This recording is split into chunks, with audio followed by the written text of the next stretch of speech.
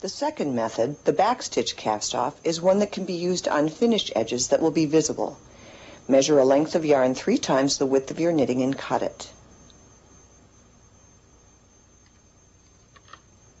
Thread it through a darning needle. Notice that Sue ended with her carriage on the left and will be working from left to right with this bind-off.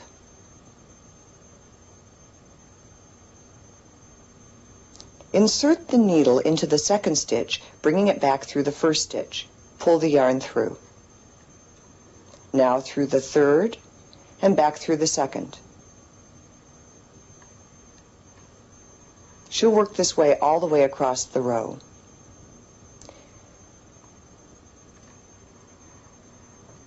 When you reach the last stitch, pull the yarn through to fasten it off and remove the knitting by pulling all the needles forward to holding position. Then push the needles back to non-working position. Your knitting will automatically drop off.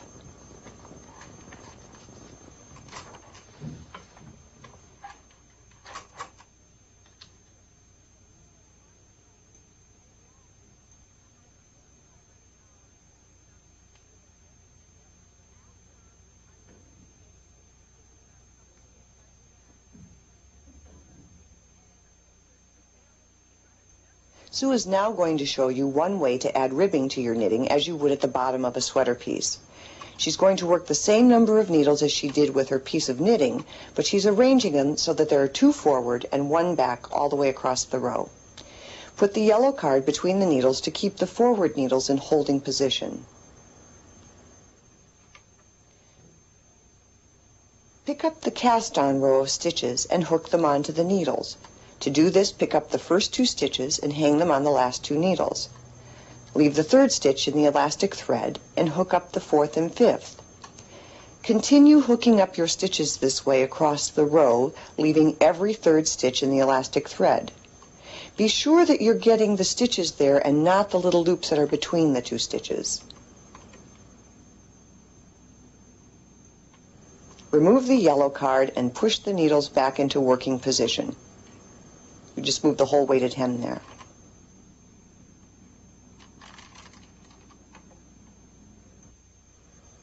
Rethread the carriage and knit regularly until you have the number of rows you need for your ribbing.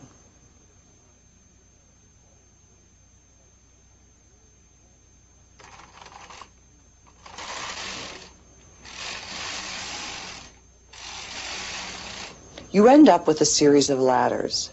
With the latch hook tool, hook facing down, pick up the 3rd stitch which you left attached to the elastic thread. Turn the tool over so that the hook is up and push the stitch behind the latch.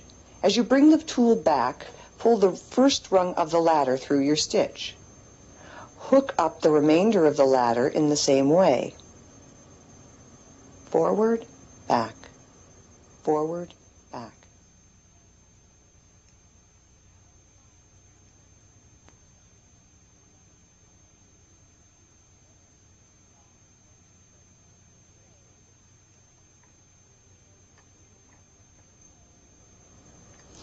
When you reach the top, hook the new stitch onto the empty needle.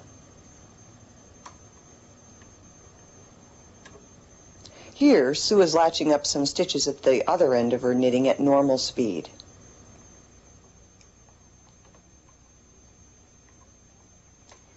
Use the backstitch method to cast off this style of ribbing.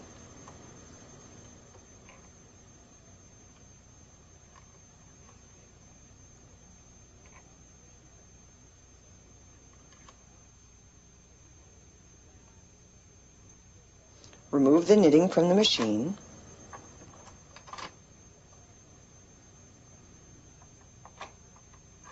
See how she jiggles that a little bit sometimes.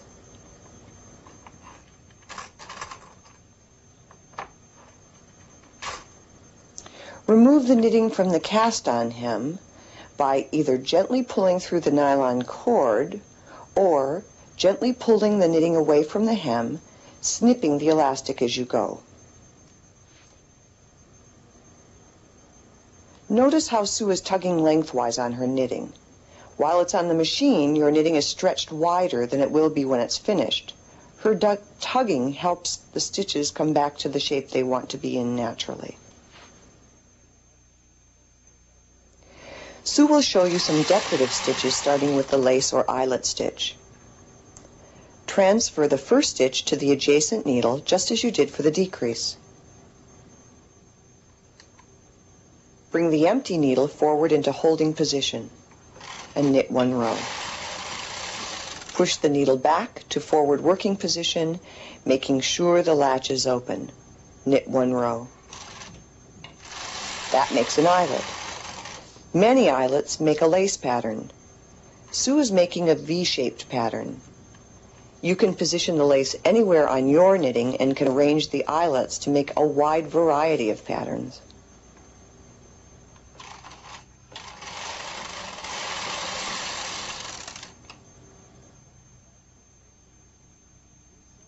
Latch is open,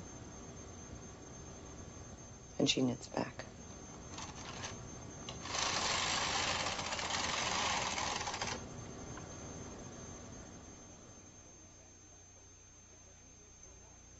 Now Sue will show you the tuck stitch. This is a very simple stitch that creates texture. Push into holding position the needles you want to be tucked. Sue pushed out every 10th needle, leaving 9 working needles between the ones she wants to tuck. Knit 2 rows. Pull down on the knitting, then push the needles back, checking that the latches are open. Whenever those needles are in forward working position, the latches must be open. Knit 1 row. Position the needles for the next row of the pattern by pushing them into holding position. She's using the center stitch of each group of 9 that she left. Knit 2 rows.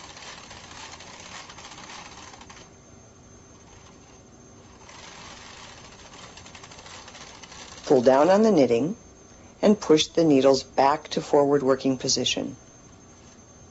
You can place tucks anywhere on your knitting, and by arranging them in an organized way, you can create hundreds of patterns.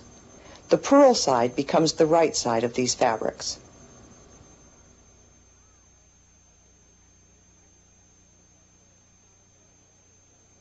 Fair Isle is a method of knitting more than one color in a row. It's sometimes called jacquard or stranded knitting. Start by pushing into holding position the needles where you would like the contrasting color. Sue will knit her contrast color on every 3rd needle.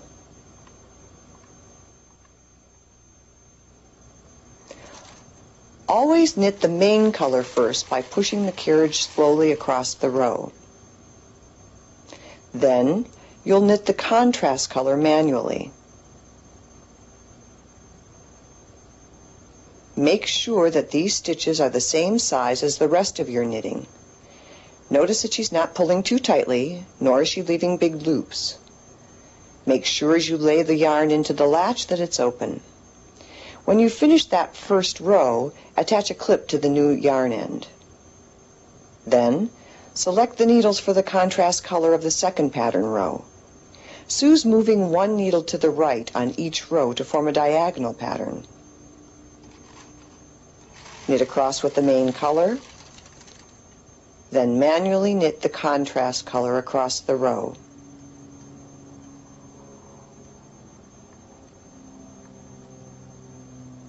Look at the nice rhythm she has. This is how the back looks with the contrasting floats carried between the pattern stitches, and this is the right side.